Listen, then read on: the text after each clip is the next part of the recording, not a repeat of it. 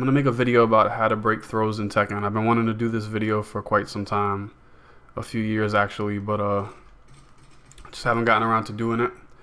I don't really have that many followers on Twitch, but I'm just going to put it on my channel anyway, and I'll probably put it up on YouTube as well.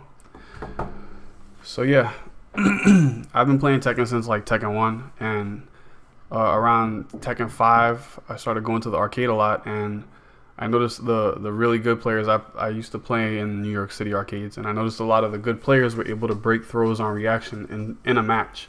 And I thought that was really impressive, so I kind of got obsessed with it. I spent the end part of Tekken Dark Resurrection and pretty much all of Tekken 6 trying to learn how to break throws. So, yeah, so I think it's really important, and I think a lot of people get frustrated with throws. So this tutorial is for people who don't know how to break throws at all. Like, for people who want to go from not knowing how to break any throws, like complete beginner in terms of breaking throws, to being able to break throws in a match. So yeah. So before I jump into breaking throws, I just want to go over a couple of notation related things. Most of the Tekken community usually refers to attacks as 1, 2, 3, and 4. So left punch is 1, right punch is 2, left kick is 3, right kick is 4. That's the notation that people usually use. We're not going to be using the kicks because kicks generally don't have any place in terms of breaking throws. So we're going to be focusing on 1 and 2, and 1 plus 2 because those are the commands that we use to break throws. All right, so how do throws work? I just want to go over this real quick so everybody is on the same page, especially for beginners. Throws are unblockable. Most of them are high, and if you don't duck a throw, then you will get thrown. So what I'm going to do is on the pause menu in practice mode, I'm going to action settings, and under CPU opponent action 1, I'm going to set it to repeat action. So I get 5 slots that I can make the CPU do anything that I want. I specifically picked Jin because Jin is one of a few characters that have left command throws and right command throws, as well as a 1 plus 2 command throw, and we'll talk about that in a little bit. But Jin is one of a few characters that have a lot of different kinds of throws. So if I go into repeat action 1 and go to move list, I could see all of Jin's throws. So throws are executed by pressing 1 plus 3 or 2 plus 4. Or left punch plus left kick, or right punch plus right kick. If you hold forward and press left punch plus left kick, it'll extend the throw, so they'll be able to, you can grab somebody a little bit further. Same thing for right punch plus right kick. Pretty much everybody in the game has a 1 throw or a 2 throw, and I would say almost everybody in the game has a command 1 plus 2 throw. That's when both hands come out to throw you, which we'll talk about in a little bit as well. So I'm going to set the first slot for the 1 plus 3 throw. We'll call it the left throw or the 1 throw. And now if I activate it, you'll see Jin throws me. I cannot block a throw. If I hold back, I'm going to get thrown anyway.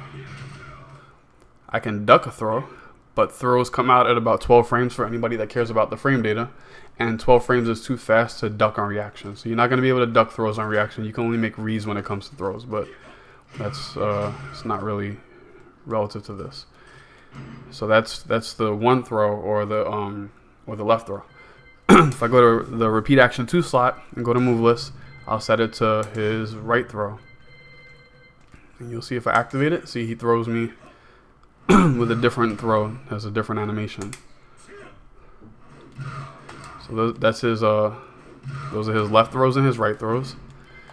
And now if I go on his move list and go down to his command 1 plus 2 throw, now I have the other 2 turned off. So if I activate that, you'll see he does his command 1 plus 2 throw. So pretty much everybody has these throws in the game. And if you're a new player and you're trying to learn how to break throws, you probably broken throws by accident all the time. Like, you will periodically either hit a button and you'll break a throw you didn't mean to, or you'll see somebody throw you and you'll just press something and it'll work.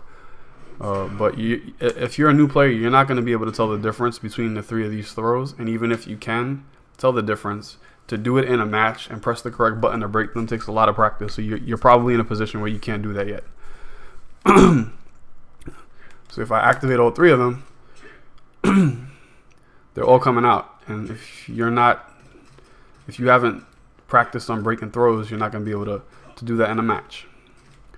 So let's talk about like how to actually break the throw. So I'll just activate just the one throw for now. And if you activate the one throw and you press, if you notice like on the command list, on the command history, you'll see I'm pressing left punch or one. After he grabs me, I press one and I can break the throw, protect the throw. If I shut that off and press two, if I shut that off and activate the two throw or the right throw and I press two, then I can break the two throw. If I shut that off and I do his 1+2 command throw and press both punch buttons, 1+2 at the same time, I can break the 1+2 command throw. Now, something specific to Tekken 7 is that in Tekken 7, you can break generic one throws or two throws or left throws and right throws. You can break either one of those throws with either one or two. But I'm going to explain why that's not a good idea to rely on that. So I'll activate his one. See, I have his one throw activated. So you'll notice I'm going to press two to break that. See? So even though he's grabbing me with a one throw, I'm pressing two to break it. And the same thing will happen if I do his two throw. I'm pressing one to break his two throw. So I'm pressing left punch to break his right throw. This is new to Tekken 7. They made it easier for people to break generic throws. The reason why it's not a good idea to rely on that is, first of all, we don't know if this is going to be in any future Tekkens.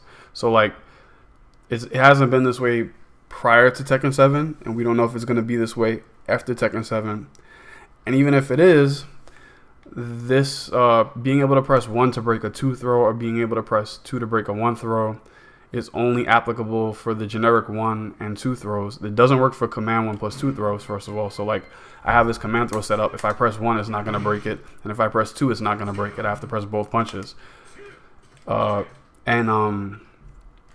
lot of characters like Jin is one of a few characters that have command 1 and command 2 throws.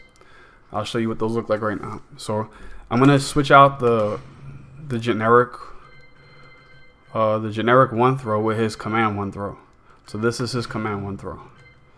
Now, you see, before I was able to break his generic 1 throw with a 2. If I press 2 for this throw, I'm not going to be able to break it. I have to press 1. I have to press the quote-unquote correct button to break this throw. Same thing with his 2 throw. Jin has his generic 2 throw, but if you see, he has a command 2 throw as well. And if I try to press 1 to break that, it's not going to work. See, I'll press 1. It's not going to work. I have to press 2 in order to break a command 2 throw.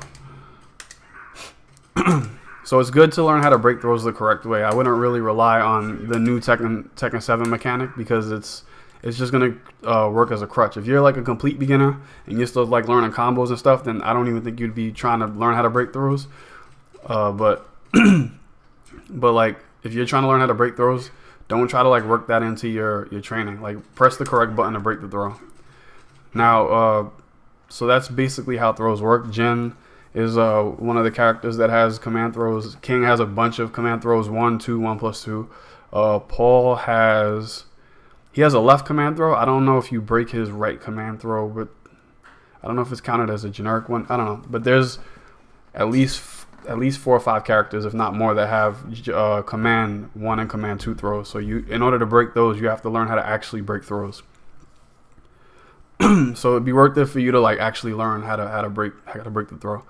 So I mean, a lot of videos that I see online, usually they stop here. They're like, well, this is how you break the throws. You press 1 to break a 1 throw, or 2 to break a 2 throw, and 1+2 to break a 1+2 throw. But for somebody that doesn't know how to break throws at all, how do you get to the point where you actually know how to break throws inside of a match? So this is what I did. In order to break a throw, there's a few different ways you can practice. But the way that I suggest you practice is to go into practice mode. Go to action settings under CPU opponent action 1. Do what I have on the screen right now. Go to repeat action. Choose a character that has command 1 and command 2 throws and a command 1+2 throw. And then under repeat action 1, select his command 1 throw. And under repeat action 2, select his command 2 throw. Don't use the command 1+2 throw yet. Choose the side that you're most comfortable playing on, whether it's player 1 or player 2 side. So what it should look like is this. Repeat action 1 has your 1 throw, your command 1 throw, and repeat action 2 has your command 2 throw. Now, the first thing you want to do is turn on the command 1 throw, turn off the command 2 throw, and just get a feel for what it feels like to break the throw. Just press 1 and break the throw like 4 or 5 times. This is gonna take you like maybe like a minute or so, just to get a feel for what it feels like. Then shut that off, go on the command 2 throw, turn that on, turn off the command 1 throw, turn on the command 2 throw, do the same thing. Break the command 2 throw a few times just to get a feel for it.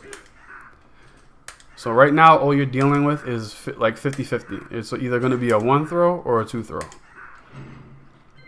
So if you, so now, turn on both of them. You have a command 1 throw and a command 2 throw both on at the same time. You could do is you can activate both of them and then try to start learning how to break both of them, which can take quite a bit of time if you're brand new to this. So you could do that. The way I learned how to break throws, it doesn't really work too well in Tekken 7, but you can try it anyway. In the previous Tekkens, like in Tekken 5 and Tekken 6.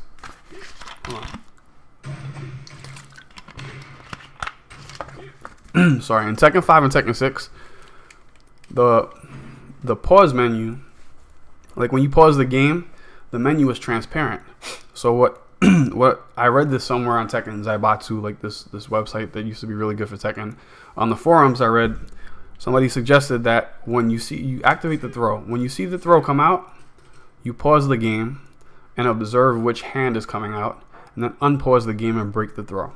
So I'll show you what I mean. So I'm going to activate it. Both the 1 and the 2 throw are activated or on. So I'm going to turn it on, pause the game, and then I can say to myself, which hand came out? And then I'll unpause the game and try to break the throw. I paused it too late, so it didn't come out that time. The reason why it doesn't really work too well in Tekken 7 is because the menu is not transparent, so you can't really see which hand came out, but you can still kind of use it to observe. So I just paused it, and right before I paused it, I could think to myself, all right, I saw his right hand come out. That's a 2 break. I could unpause it and break. And so I paused it super early, but I could already see that his left hand was coming out. So when I unpause it, I'm going to press 1 to break it. Do it again, and I can see his left hand is coming out. So you can't use the menu because it's not transparent. Wish there was a way to make the menu go away. That would be awesome. But as you do this, you'll pause the games. The pause and unpause will be quicker and quicker. So 2, 1, 2. So you do that, right? You keep doing that until your pauses are almost non-existent. Like, pressed it too early.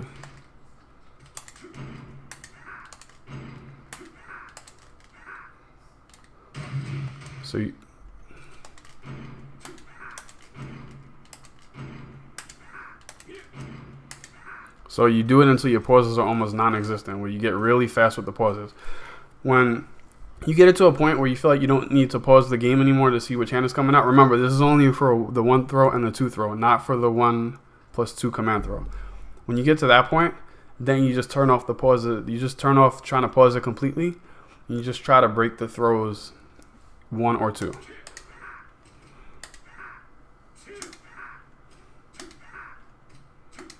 So you do that.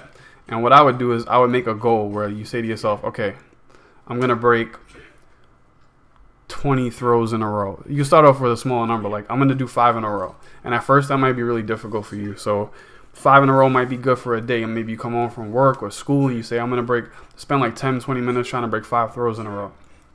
Once you do that, you shut the game off or go do something else or whatever. The next day you might want to do 10 throws in a row.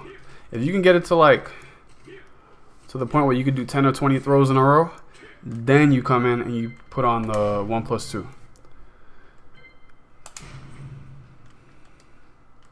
Sorry. So then you have the 1+2, and then you might have to go back to pausing it again. So I paused it. I saw both of his hands were about to come out, so I'll break it. Both of his hands were about to come out again, and I'll break it. Again. Oh, it's on 100%, so most of it. Gotta put it to 10. That was a 2 throw. 1+2 throw. 2 throw. 1 throw. So you can use the pause again once you put all 3 throws into rotation. And then once you get comfortable enough so that you're pausing it really quick. So you don't have to pause it as quick as I do. You can take time and just think about what you saw.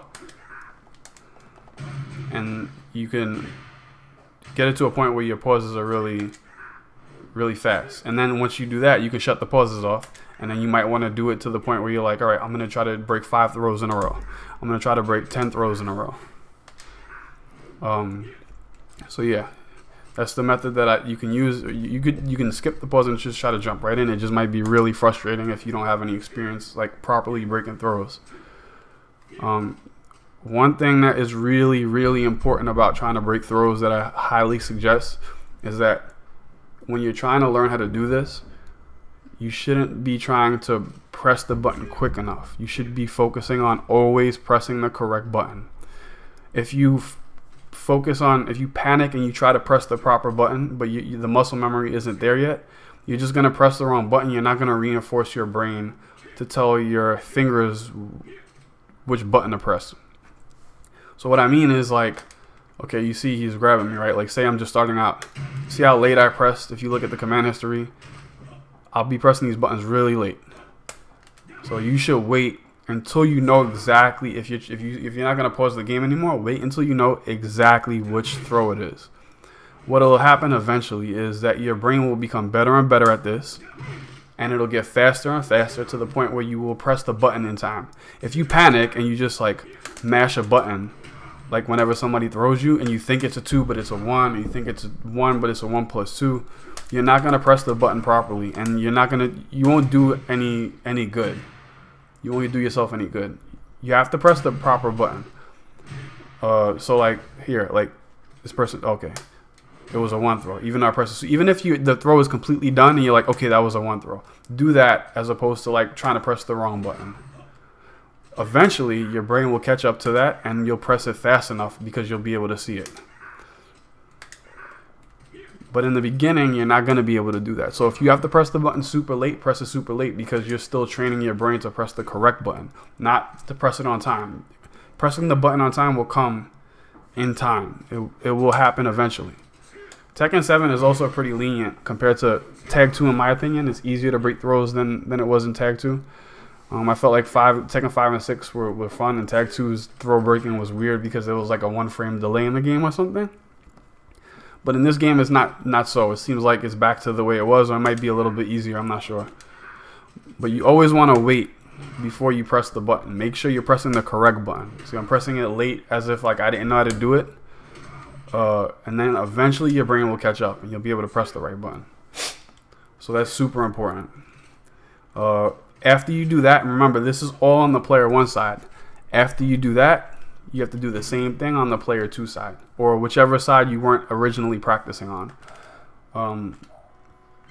What I did was, when I went to the other side, this was back in like Tekken 6, I think, I just shut off the command throw and I just did it with the 1 throw and the 2 throw again. So I just did that, and then pause it again, because everything is going to be reversed. So if you do it on the other side, at first it's going to be really confusing because you're so used to like the hand in the fort. Like you might be thinking, okay, if you're on the player one side and the hand in the foreground comes out, then you're like, okay, that's a one throw. But you should be focusing on which hand of your opponent comes out. So when you switch to the other side, it could be very confusing. So you do the pause option again if that'll help you.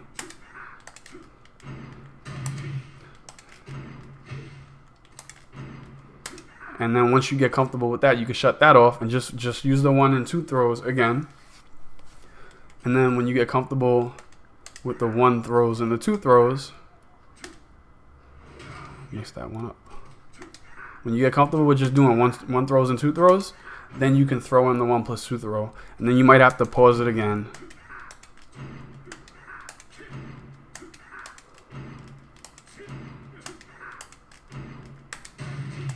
And then once you get comfortable with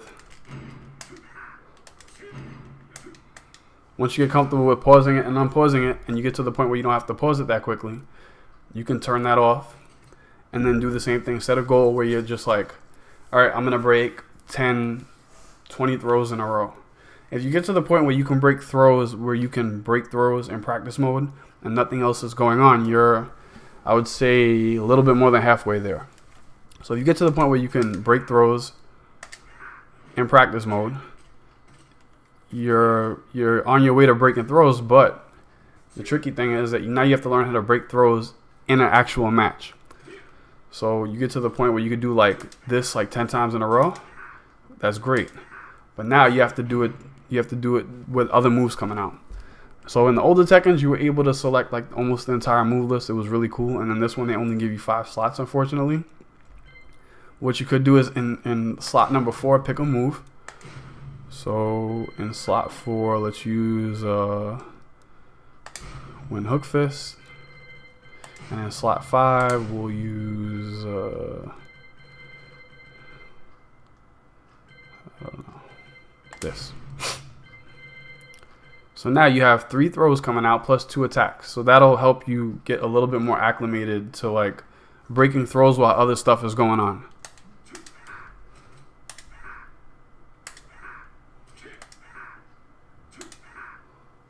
See, that wasn't a throw. That wasn't a throw. That wasn't a throw. So you get used to breaking throws while other stuff is going on. There's only 2 other moves going on, but it's still a good way to practice. You could then, because they only let you do 5 slots in a row. The next step in Tekken 7 is what you could do is like just put it on in action settings under CPU, opponent action 1. Put it on CPU. And the CPU will and make sure it's like CPU difficulties on ultra hard. The CPU will eventually grab you. It's just going to be a really long time. Like if I had to guess, this computer is not going to grab me in the next 20 seconds. It's just going to, this is like a good way to practice if you're trying to learn how to like block punish. But it might be like 5 minutes before the CPU throws me. But, this is a good way to practice too. If you keep going into practice mode and you keep setting the computer to try to throw you with repeat action, if you do this a lot, then eventually you'll get used to throw breaking. And then the next step would be either to do it in treasure battle or do it in like a match when you're playing with your friends or online. The more you practice, the better it'll get. It took me all of Tekken 6. Like I started at the end of DR to try to learn how to break throws. I was going to school full time and I was working full time. And it took me all the way to like the end of the lifespan of Tekken 6 to actually be able to break throws inside of a match. Some people learn faster than others, but like it took me a while to learn how to break throws and to develop the muscle memory to do it. So if you really want to break throws, like just be patient. And if you keep doing that, you'll eventually get used to it. And it'll just be like second nature. Like when somebody throws you, you won't think about it. Your brain will just tell your hands what button to press. And it'll just happen. The only other resource that I have that I wanted to bring up real quick is this. There's this program that I found online called Taiko Throwbreaker. I don't know if there's a Mac. I think there's a Mac version for this, but I have it for Windows. So with this program, somebody took animations from Tekken 7 and made a throw break trainer. And this is a pretty cool tool. If this is stable and is still supported, I would probably use this as a throw break trainer too for a while. So like you have the ability to change the speed of the throw. So right now the throws are at 100%. You can pause in between. You can change the intervals. If you want to, like if you're starting out, you want to start off, you can do the throw super slow. And if you press the wrong button, it'll tell you. If you press the correct button, it'll tell you. So the throw is really slow. I have Tekken in the background, so he's pressing buttons. So you can do it, and you can even set it up. Right now it's on Tekken 7 throw breaking, but you don't want that. You want to break throws the correct way. So you, in the top left of this program, select old school break. That way you have to press the correct button. So there's that. If you want to become like a monster at breaking throws, you can speed it up to like, over. See, like it's really hard to do it like this. But if you always press the correct button, then you'll be on your way. I pressed the wrong button that time. Oh yeah. So this is a really good tool. So yeah, you should try to look this up. Tyco Throw Breaker, and try to download that, especially if you have a Windows computer. So yeah, that's it. That's really all I got. Just keep pressing the correct button, keep trying, and eventually you'll be able to break throws. So I'm gonna leave this on my Twitch channel, and I'll put it up on my YouTube channel as well, and hopefully it'll help some people.